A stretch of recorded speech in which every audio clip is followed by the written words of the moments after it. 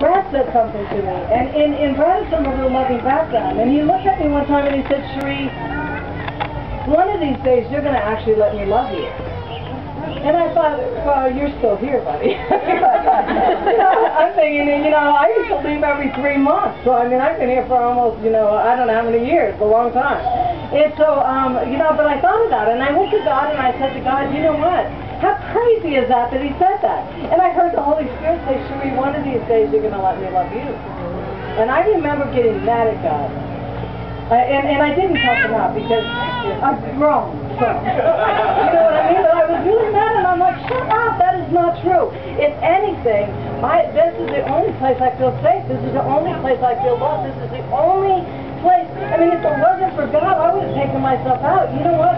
Having 2 cars, a computer, and a nice house was not worth it.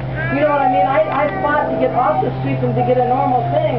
And to get a normal thing means my house is paid off. It's just not enough. And if that's what you're hoping for, it is not enough. And I was just thinking that, God, I'm doing this for you. And I love you. And I know that I've let you love me. And he says, no, I haven't. And I'm like, shut up. And I'm so mad at him. I'm thinking, you know what? I'm still not talking to you right now. And I'm turning my worship music up real loud. Like, you know what? Shut up. I'm done with you right now. And so, I mean, for weeks and weeks and weeks, God just got me, will you look at this? Will you, and I remember he gave me an image. And it's some image, and I'm sure that some of you have heard, but the image was that Cherie, I was molested since I was 3 months old. My family's a mess. They're all strung out. All that kind of stuff. My dad died in a crack house, strung out with crack. My stepfather died strung out. It's just, our house is just a mess, And so, he said, you learn to protect yourself and build a room that's safe for you your whole life early on. You put brick after brick after brick. You even took the windows out so nobody could break in the windows and get to you. You are protected in there. And you pray like crazy in there. God, I want to be loved. I want you to help me. And he said, every time I take my hand and even come close to that room, you tremble so hard and you are so afraid I have to withdraw from you. And I thought, man. And he gave me the image, and everything in me knew he was telling the truth. I am so afraid because I don't know how to do that.